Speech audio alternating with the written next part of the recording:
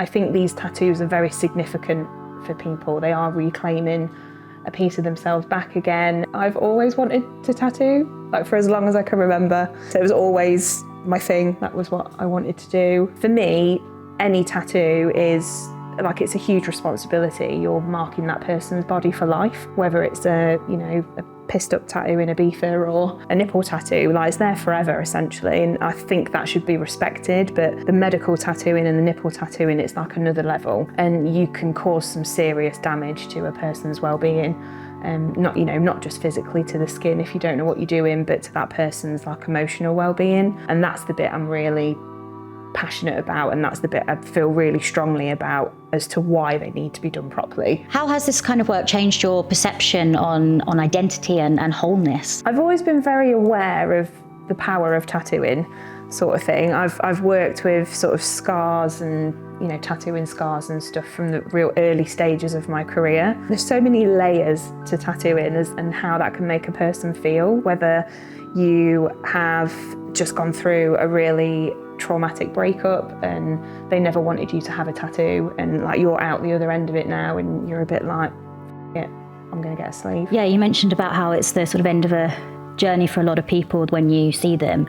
How do you approach that, and kind of how does it leave you feeling, really? Because it must be such a pivotal moment in that person's life that you're creating and that you're a part of. It's amazing. It's the most rewarding thing I've ever done. Like, you just can't really put it into words. I think I've said it loads of times, but when that person looks at themselves in the mirror for the first time, it's just priceless.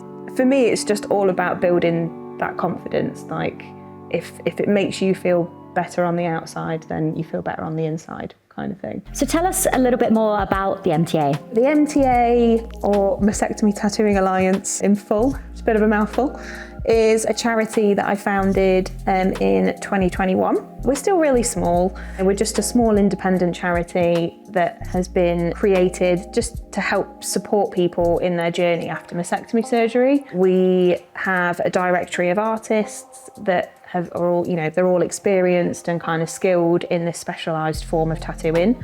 So it's kind of a bit of an assurance if you go to an MTA artist, you know that you're getting a good quality tattoo. But we also do provide tattoo gift vouchers to help towards the cost of these tattoos as well for those who need it. The idea behind the charity was just to create a bit of support, a bit of a trusted source, if you like, around these tattoos. Not everybody who necessarily needs these types of tattoos would even know where to start, and it can be quite daunting. So it was kind of our goal to provide a bit of a network and a community that could help you with these tattoos and also provide you with sort of the information that's needed. I'm really excited to be partnering with Stories in Ink. It was important to me that we would collaborate with other brands that had real similar kind of values as to what we do as a charity, and me personally as well. And Stories in Ink have been really supportive of the MTA from day one.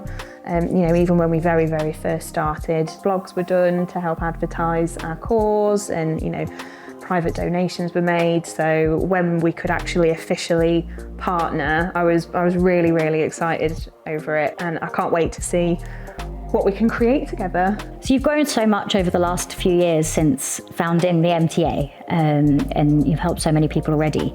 What's your dream for the next few years, for the future? Just to grow it even bigger, I guess. We have added some artists from the US onto our directory now. We've got a few in Europe in the pipeline. So I think the dream would be to, make the MTA a global network of artists and just allow us to help as many people as possible, really, have the kind of funding available to provide as many tattoos as possible. We've been really fortunate that big organisations are already signposting our charity as a trusted source. So the NHS signpost the MTA to a lot of their patients. I've worked with Breast Cancer Now, and they signpost the MTA on their website. I co-wrote a blog with them on mastectomy tattooing. So I'd just like to kind of spread the awareness of us even more, but also within the gender diverse community as well, because I feel that kind of support and knowledge of to what's available for them isn't necessarily out there as much as what I'd like it to. So that's a big goal for me as well, that we reach as many people as possible. Absolutely, and hopefully this can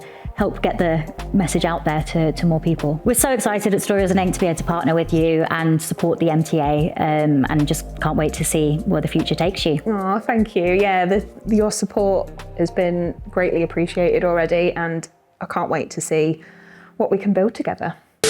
And like, you're out the other end of it now, and you're a bit like, F it, I'm gonna get a sleeve. Can I say F it? Can I swear? Oh, I just did.